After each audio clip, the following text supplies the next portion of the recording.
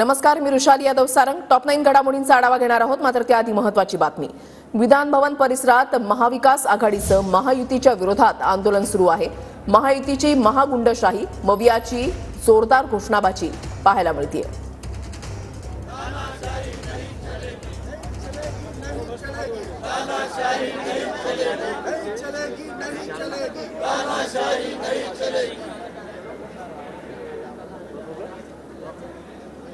का कार्यालय किसी भी व्यक्ति ने तोड़ना ये गुनाह है और इसमें सरकार शामिल है।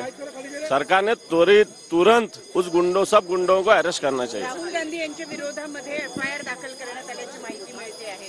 चुकीचा एफआयआर आहे तो, कारण राहुल गांधी देशाचे विरोधी पक्षनेते आहेत, लोकसभेचे जबाबदार नेते आहेत आणि त्यांच्या विरुद्ध खुनाचा प्रयत्नाचा गुन्हा 307 दाखल करतात. याला काय अर्थ आहे का? त्याचबरोबर कल्याण डोंबिवलीमध्ये एका मराठी कुटुंबाला जे आहे ते शिवीगाळ करण्यात आल्याचं कळतंय.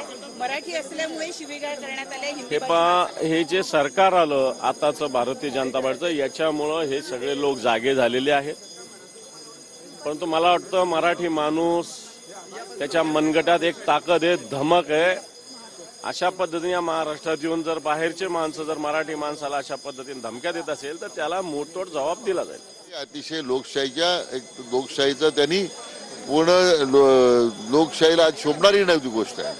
म्हणून आज त्यांनी केलेला त्याच्यावर जर गुन्हा दाखल झाला असेल राहुल गांधींवर तर तो अवघड काय, शेवटी केलेल्या कृत्याचं तर प्रायश्चित्त केलेली कारवाई व्हायला पाहिजे. मोहन भागवतांनी जे स्टेटमेंट दिलेलं आहे, कुठेतरी नरेंद्र मोदी यांच्यावरती रोख आहे त्यांचं असं म्हणावं. राम मंदिर जे आहे ते हिंदूंच्या आशीर्वादामुळे झालं आणि एका व्यक्तीला वाटत असेल की हिंदूंचा नेता झाला म्हणजे तसं होत नाही, असं हे वक्तव्य कान टोचले त्यांनी. काय म्हणत मी खरं मला माहीत नाही आदरणीय पूजनीय मोहन भागवतजींनी काय म्हटलंय, मी त्याची माहिती घेतो. पण असं आहे की एवढ्या मोठ्या व्यक्तिमत्वाने काय व्यक्त केलं त्याच्यावर मी भाष्य करणं. परभणीचं प्रकरण अंगलट येते सरकारच्या, कारण अत्यंत गंभीर प्रकरण आहे बीडचं. परभणीबाबत विरोधक खूपच आक्रमक झालेत. विधान भवनाच्या पायऱ्यावर त्यांनी आंदोलन आहे. असं आहे की मी म्हटल्याप्रमाणे मुद्दे राहिले नाही त्यांच्याकडे. आता या प्रकार बीडचा प्रकार असेल, परभणीचा प्रकार असेल, त्याचा निषेध सरकारतून झालेला आहे. तर कोणी समर्थन करणार नाही, पण त्याचं राजकीय भांडवल करण्याचा विरोधकांचा प्रयत्न आहे तो दुर्दैवी आहे. धन्यवाद आमच्याशी बातचीत केल्याबद्दल. कॅमेरा पर्सन योगेश गुरवचा, गिरीश गायकवाड, TV9 मराठी, नागपूर. दर्शनाला आणून दिल्या जातील. मी आता सांगितलं आपल्याला की कालच ती घटना घडलेली आहे.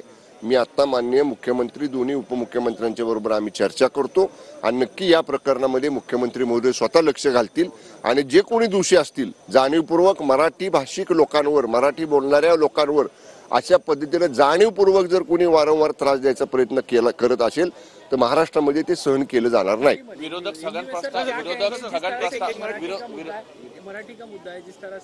इस बारे में जो मराठी भाषिक लोगों के ऊपर हमला हुआ है मुंबई में, इस बारे में मैं अभी सदन चालू होने के बाद माननीय मुख्यमंत्री महोदय से और उप मुख्यमंत्री महोदय से चर्चा करूंगा और ये दोनों ही इसमें दखल देके इसकी जांच करवाने के आदेश जो भी है वो सभागृह में इसके बारे में स्टेटमेंट देंगे और जो स्टेटमेंट सरकार की तरफ से सभागृह में आएगा उसके बाद वो स्टेटमेंट के तरफ पुलिस आगे की कार्रवाई करेगी.